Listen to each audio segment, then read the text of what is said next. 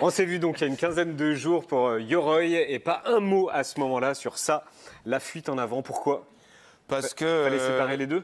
Ouais, je voulais séparer les deux. J'avais peur que... Comment dire? En fait, c'est vraiment un projet qui fonctionne en 3 parties avec le film Yoroi, l'album et la tournée. Ouais. Et j'avais peur que si je parle d'abord de l'album, les gens croient que c'est un film promotionnel ou... Alors qu'on avait parlé de la tournée aussi. Ouais, on avait parlé de la tournée. Mais ouais, comme je...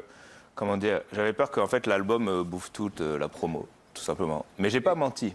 Non, omission. Omission. Ouais, omission. Et comment on peut garder un secret en 2025?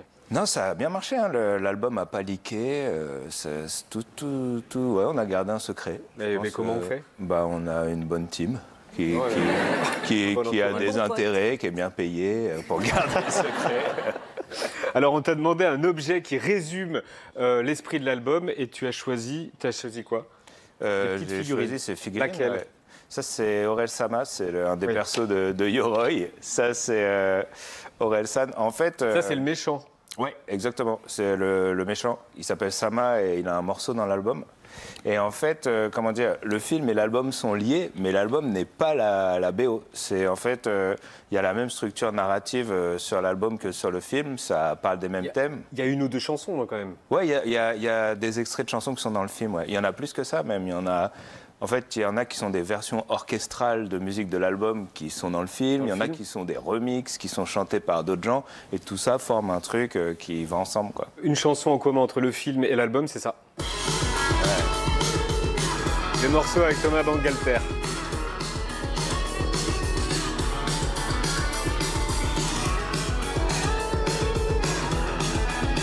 Vous connaissiez avec les Daft Punk? Non. Enfin, on s'était rencontrés il y a, je pense, 1 an et demi, un truc comme ça. On s'était rencontrés à une soirée et évidemment, je ne savais pas la tête qu'il avait. Ouais, on a un pote en commun, Pedro Winter. Il m'a dit, tiens, je vais te présenter Thomas des Daft. J'étais comme ça. Et on a discuté, on a bien sympathisé. Et là, quand j'ai fait l'album, je me suis dit, c'est obligé, je vais demander à Thomas si ça l'intéresse de faire le générique de fin. Il a dit oui, ouais. C'était votre rêve de toujours, je crois. C'était mon rêve, ouais. À chaque fois qu'on me demandait... À chaque fois qu'on me demandait quel featuring de rêve tu rêves de faire, je citais les Daft. Et là, c'est pas les Daft, c'est Thomas Bangalter, mais c'est quand même un rêve, quoi. Et on a vu Pedro Winter dont tu parlais sur l'image juste avant. Alors, qui es-tu? On ne sait pas si t'es Mélenchon ou la pute de LVMH, on ne sait pas si t'es woke, si t'es réac, si t'es de gauche, si t'es de droite, t'es qui? Réponse? Ouais, ça c'est un extrait d'un morceau qui s'appelle La Petite Voix, qui est un peu comment est-ce qu'on pourrait dire, le critique intérieur, un peu toutes les voix qui te parlent et qui commencent à former un truc négatif. C'est la petite voix qui critique tout ce que je fais, quoi, qui s'en prend même à mon public, qui critique tout. Et au final qui se transforme en Orelsan, qui introduit ce perso dans l'album. On écoute? Ouais. On sait pas si t'es Mélenchon ou la pute d'LVMH. On sait pas si t'es woke, si t'es réac, si t'es de gauche, si t'es de droite. Tu joues les écolos et casses les couilles avec ta marque. On sait juste que t'es faux, comme quand tu chantes faux, quand tu fais le rappeur faux, comme ton jeu d'acteur faux. Ça se voit que t'aimes le cash, arrête de faire le mec sympho. Ça se voit que t'as de l'ego, arrête de faire le mec info. Avec ta mèche et mots d'adolis viennent de province. T'aurais dû abandonner le rap au lieu d'abandonner Gringe, hein. Dans tes sons, t'es un rebelle qui dit des vérités, hein. En interview. T'as vu la tête? T'as vu la tête? Et du coup, tu peux répondre à la question. T'es qui? Bah, je suis un mélange de tout ça, je pense. Il y a peut-être des vérités, il y a peut-être des fois c'est vrai, des fois c'est faux, on ne sait pas. Je pense je suis quelqu'un qui essaye de sortir de ça. Alors, on a eu la chance d'écouter l'album cette semaine. Tout le bureau s'est plongé dedans et Aurélia avait des choses à dire. Alors oui, moi, ce qui m'a beaucoup plu dans cet album, c'est que c'est vraiment une mise à nu de vous-même. Ça raconte votre rapport souvent saturé à la célébrité, à Internet, à vos amis. Mais ça raconte aussi l'Orelsan d'aujourd'hui. Et l'Orelsan d'aujourd'hui, il n'est pas que avec ses potes, il est aussi avec sa femme et son fils. Parce qu'aujourd'hui, vous êtes mariés, non seulement, mais vous êtes aussi un père. Et alors, il y a un morceau qui est très drôle et très juste, et je suis sûre qu'il va parler à beaucoup de couples, qui s'appelle Boss, et qui, moi, m'a beaucoup fait rire. Alors, il démarre comme une confidence, on écoute. Faut que je vous raconte quelque chose sur mon couple, que moi-même j'ai mis beaucoup de temps à m'avouer. Mais je pense que ça pourrait être libérateur. Et votre aveu, le voici. C'est pas moi le boss, dans mon couple c'est pas moi le boss. Décide de rien, c'est pas moi le boss. c'est pas moi le boss. Je peux mentir à mes potes, mais c'est pas moi le boss. J'aimerais être un bonhomme, mais c'est pas moi le boss. Je peux mentir à moi-même, mais c'est pas moi le boss. C'est pas moi le boss. Donc on a compris qui était le boss.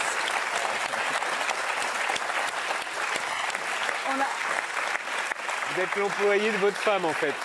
Ouais, c'est ce que je dis, mais un employé heureux. D'accord. Ouais. Ok. Alors, vous le présentez un peu comme un aveu, mais je voulais vous rassurer, dans les couples, c'est souvent la femme qui décide, comme dans votre couple. Et alors, il y a même un sondage Ipsos sur lequel je suis tombée un peu par hasard, qui dit que dans la vie de couple, 85% des femmes de 20 à 35 ans disent que c'est elles qui prennent les décisions dans le couple. Ok. Voilà, donc c'est Bah, pas... voilà. Vous dites, C'est j'ai bien. un peu honte, Un aveu, ouais, je qui trouve sera- des astuces pour que mes potes, Ils sachent pas. ils sachent et pas bah, et tout, mais maintenant, en fait, on pour va eux, c'est pouvoir le exactement dire, la ouais. même chose. C'est juste qu'ils sont moins Ils francs. osent pas le dire, quoi. Et juste quand vous l'avez fait écouter à votre femme, elle a dit quoi? Elle a dit, ça se voit que tu parles pas de moi. Et donc, vous parlez aussi de la paternité, notamment de la grossesse. Et il y a 2 chansons qui sont consacrées à la grossesse de votre femme, 2 et demi, et dans quelques mois. Et dans ces chansons, on sent la joie d'être bientôt père, mais on sent aussi l'énorme stress que ça représente pour vous. Elle prend du poids, je prends du poids, tout le monde prend du poids. Elle me dit qu'elle a confiance en son corps, je vois qu'elle flippe même pas. Ok, compte sur moi, je vais flipper pour 3.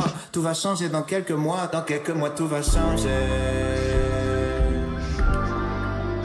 D'ailleurs tout a déjà changé. Ouais. Pendant quelques mois. Et elle est touchante cette chanson parce qu'il y a très peu d'hommes qui racontent la grossesse de leur femme. Et moi, ça m'a fait penser à une chanson de Renaud, je ne sais pas si vous la connaissez, qui s'appelle En cloque. Ouais. Et Ah oui, c'est vrai. ouais, qui est hyper jolie aussi. On peut... Comme un fruit trop mûr, elle croit que je me fous d'elle. C'est sûr, faut bien dire ce qui est. Moi aussi, je débloque depuis qu'elle est en cloque. Et il dit au début, je lui dis qu'elle est belle, comme un fruit trop mûr. Alors évidemment, c'est un peu maladroit, mais c'est ça qu'on sent dans vos chansons, c'est que vous ne savez pas très bien où vous situez. C'est dur, quoi. Bah, c'est une expérience, hein, ça, Ouais. c'est sûr. Mais moi, comment dire, dans la chanson, je raconte, j'ai vraiment l'impression d'avoir vécu dans un cocon et d'avoir essayé vraiment de me renseigner. Je voulais vraiment profiter de cette grossesse et apprendre plein de choses. Donc j'ai appris plein de trucs aussi. Et c'est vrai que il n'y a pas beaucoup de chansons sur la grossesse, en fait. Il y a beaucoup de chansons sur le fait d'être parent, Ouais. mais même homme-femme, c'est toujours à mon enfant qui va arriver, mais de chansons qui racontent vraiment la grossesse, alors que c'est quand même très flippant. Il y a- Oui, vous plongez dans les échographies, il y a que Ouais, des termes c'est ça, savants. bon, dur on à parle comprendre, d'ocytocine, ouais. de sage-femme et de vraiment de trucs très précis que les gens qui ont attendu un enfant connaissent. Et c'est vrai que ça peut être un truc qui fait peur. Et puis au final, c'est beaucoup d'étapes différentes. La grossesse, chaque mois est différent. Et je trouvais ça intéressant à rapper. Bizarrement. Et vous dites bientôt tout va changer. Est-ce que tout a changé depuis que vous êtes père, du coup? Oui, quand même, mais quand même de manière positive aussi. Mais c'est vrai que c'est un peu cliché, mais puis il y a quand même un déclic où tu te dis, ça y est, il y a un truc plus important que moi, quoi. Je suis plus un ado aussi. Ce que vous dites dans vos chansons, Ouais, c'est que je suis quand encore un même. ado. Est-ce que maintenant... Oui, c'est ça. Tu te sens toujours un peu trop gamin. Je fais encore des jouets. Et cet enfant, donc même s'il est moche, il sera magnifique. Ouais. Essaye de rester, c'est ça. C'est une des paroles. Mais c'est vrai que c'est des questions que tu te poses. Enfin, moi, la question de la beauté de l'enfant, je ne me suis pas trop posé la question, mais c'est un peu les clichés du truc. Mais c'est vrai qu'au bout d'un moment, tu as envie de l'aimer, quoi qu'il arrive. Mais c'est des questions que tout le monde se pose, où tu te dis, est-ce que je vais l'aimer, tu vois? Il y a cette chanson avec Yamé sur les addictions, c'est ça. Encore une fois, on se revoit, toi et moi. Encore une fois, on se revoit, encore une fois.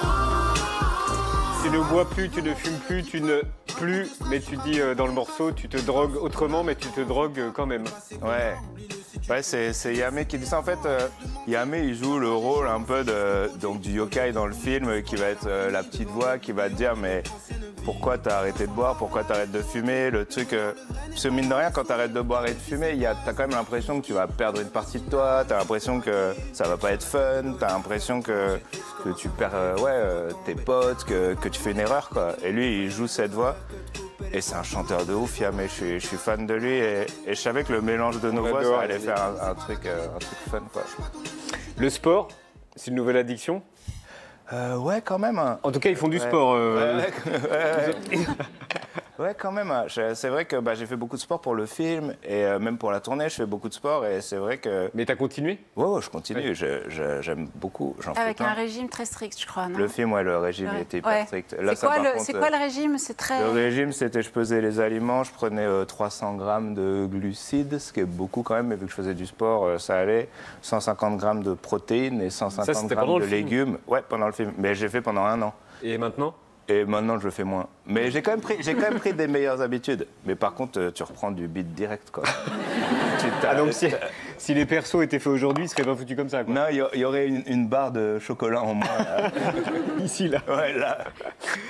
Orelsan, donc de retour sur scène dès janvier prochain, une trentaine de concerts, décembre 2026, 10 Accor Arena d'affilée.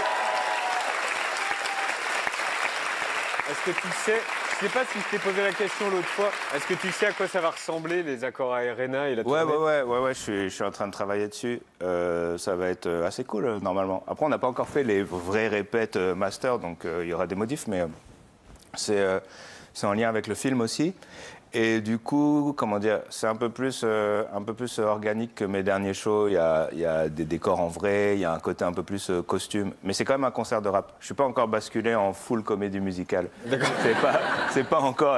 Bientôt. Ouais, bientôt. Mon rêve. Je déclame pas encore des textes sur scène. C'est un concert. On joue les anciens morceaux, mais tout ça réintégré dans le cadre La Fuite en avant, Yoroi, quoi. Le petit Aurélien qu'on va voir là, qu'est-ce qu'il penserait de l'homme qu'il est devenu aujourd'hui? Oh Là, il pense pas grand-chose. Il porte son frère. Il se dit, vous allez m'aimer quand même?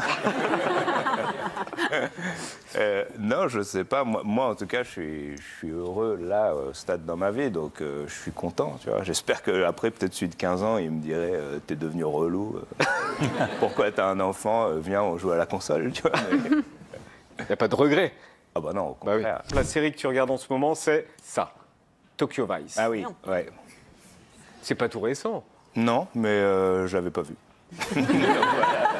Le réal avec qui tu aimerais tourner, c'est lui, Tsui Hark. Ouais. Le dernier film que tu as adoré, c'est ça, Une bataille après l'autre. Comme tout le monde. Fantastique. Ouais. L'artiste qui t'a donné envie de faire de la musique, c'est lui. Bien sûr. L'artiste actuel qui t'impressionne le plus, c'est Rosalia. Le mec qui te fait vraiment rire, Ricky Gervais. L'artiste avec lequel tu voudrais faire un featuring, Fred Again. Ton jeu vidéo préféré, Elden Ring. Le dernier livre que tu as aimé, celui-là. Le problème à 3 corps.